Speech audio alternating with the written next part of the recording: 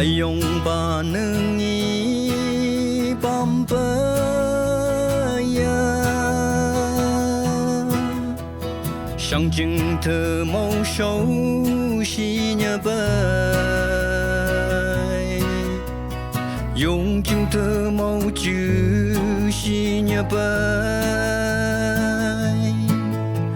ba lấy pa chi chu vi môn ý ấy nơ cầm hà bơ sơ như cùng hó mắt ca như ông à lê nâng lông tay ba ở cây bấm bờ ở dòng ba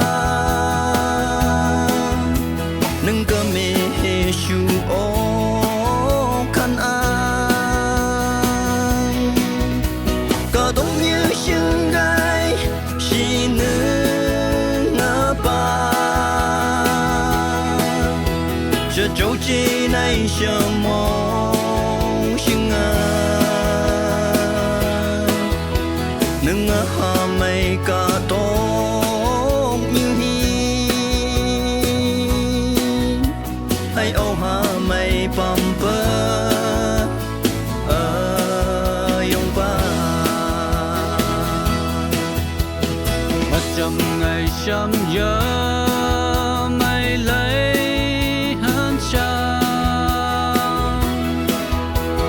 ôn như một hà lan đôi đại đời ô tập gương ba kỳ u si cô ba nâng ngày u sưng cùng tay để kề ô tập bay yêu tập lỡ bay yêu những ngày tuyệt vời lạc đó mùa nào ở góc cây bám bờ ở yong vàng chưa đi ta chỉ nương yêu li nhai cùng phố bám bông mông khi ta ngồi chờ cô ba nương ai thì nương gai cho